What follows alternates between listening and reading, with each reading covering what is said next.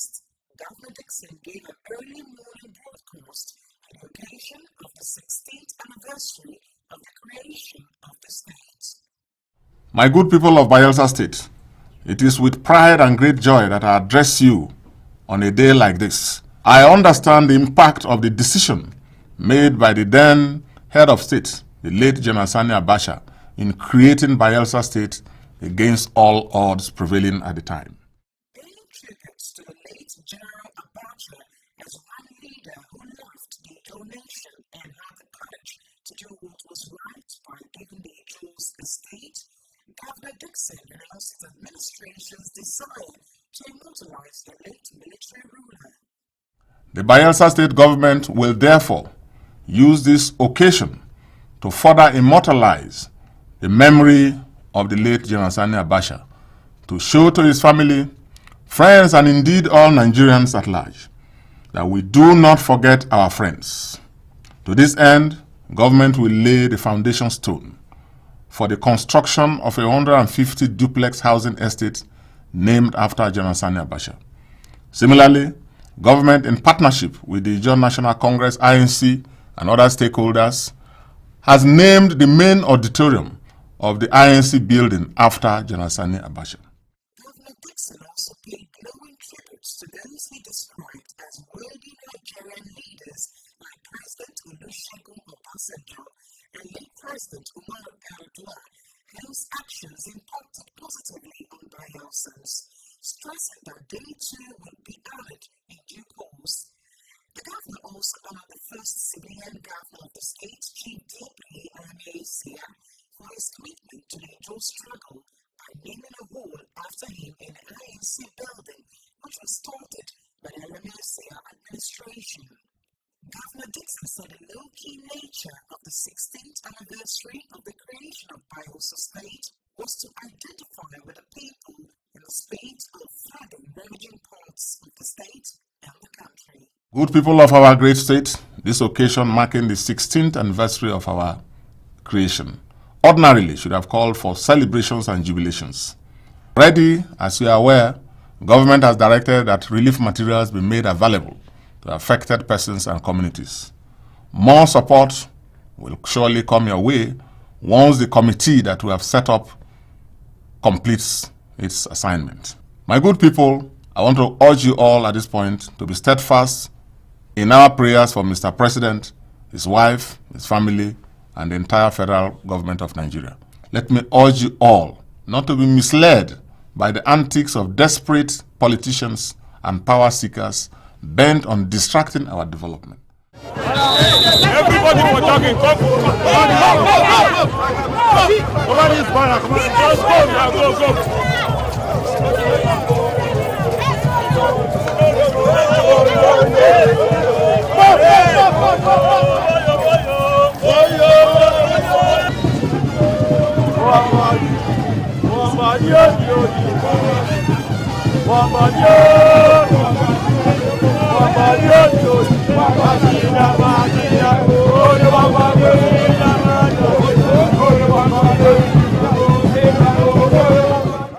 Shortly after the statewide broadcast, Governor Dixon signaled his return to the state and his apparent fitness on an Independence Day walk tagged Walk for Peace and Development. Governor Dixon used the occasion of the walk to reiterate his administration's commitment to the restoration agenda while reeling out government's achievement within just 6 months. We have peace, you know those who brought war. We respect life, you know those who brought death to our people. And even when we are focused on what you think must be done right, they are coming up with different things to distract you and to distract me. But I assure you, I will not be distracted. And you should assure me too that you will not also be distracted. Because what we have achieved in just 5-6 months, people even with 8 years could not achieve. 5 years they couldn't achieve. May I therefore call on each and every one of us to embrace and promote peace wherever we find ourselves. This peace and development work is coming up during our celebration of the anniversaries of our independence and state creation cannot be more timely as we reflect on those things that can push our state and country forward and enable us to occupy a more befitting and respectable place in the committee of states.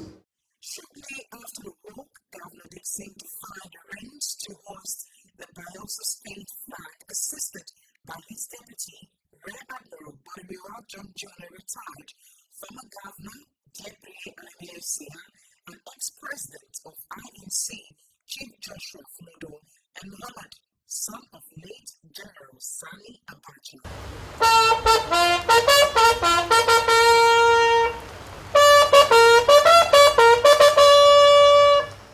Chief Dixon stated that the state flag would at all times fly a bit lower than that of Nigeria to indicate the superiority of the latter.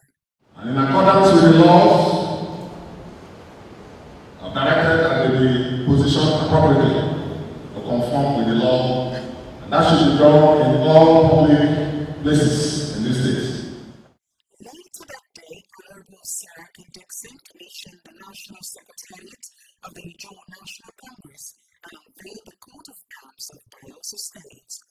At the event, Governor Dixon stressed that the Yenagoa struggle does not portend harm, but rather aimed at building a more united, just, egalitarian, and equitable Nigeria, where no section of the country will be oppressed. We need to teach our people the other world, our history and culture and language, and even the history of this great country, and the contributions and sacrifices of our leaders, past as well as present. We mean no harm to anybody. All we seek is a just, egalitarian, equitable Nigeria where justice, equity prevails, and where no man is oppressed. In his goodwill message at the event, President Goodluck Jonathan, represented by his special advisor on research, documentation, and strategy, Oronto Douglas, commended the Dixon-led administration for completing the IOC building project and the Yenagoa National Congress for its steadfastness. I congratulate the government and people of Bayelsa for the support given to the Yenagoa National Congress. I also congratulate the IFC for staying the course and keeping faith. I thank the government of Bayelsa State who have made this possible.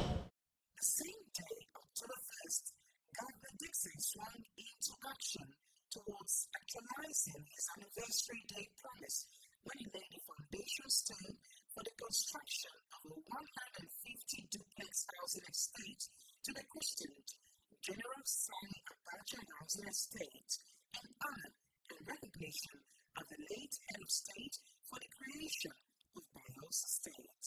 This estate, first mega estate, is named after General Sani Abacha, and it will be known as the General Sani Abacha Estate in Yenagoa. As you know, we want to put Bayelsa in the world economic map.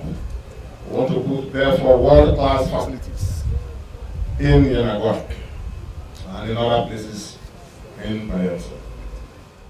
Earlier in his welcome address, the Commissioner for Housing and Urban Development, Mr. Boom Yenagoa, recalled that the housing project was in fulfillment of Governor Sarah Dixon's promise to build affordable houses to alleviate the acute housing needs of the people if elected into office. His Excellency, as part of your pre-election campaign promises, you assured Bayelsans of your zeal to build affordable houses, if elected, to alleviate the acute shortage need of average German. Therefore, the project we are about to commence execution and so many other ongoing housing schemes through your instrumentality is a concrete manifestation of that covenant you entered with the people. Alhaji Muhammad Sani Abacha, son of the late head of state in whose honor the housing estate is named, thanked the government and people of Bayelsa State for the honor done his father and the Abacha family. We all feel highly honored on behalf of the Abacha family here today for the recognition that we have received by His Excellency the Governor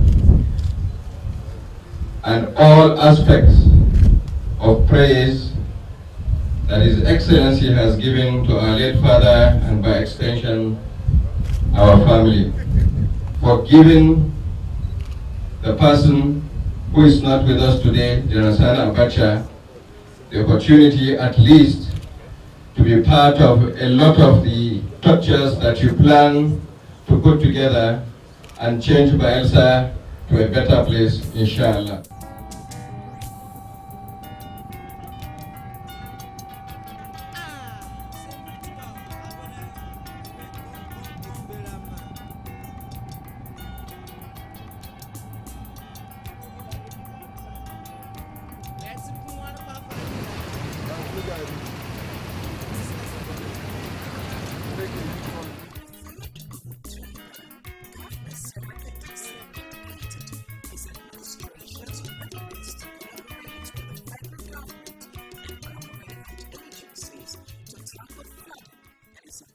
Consequences in the state.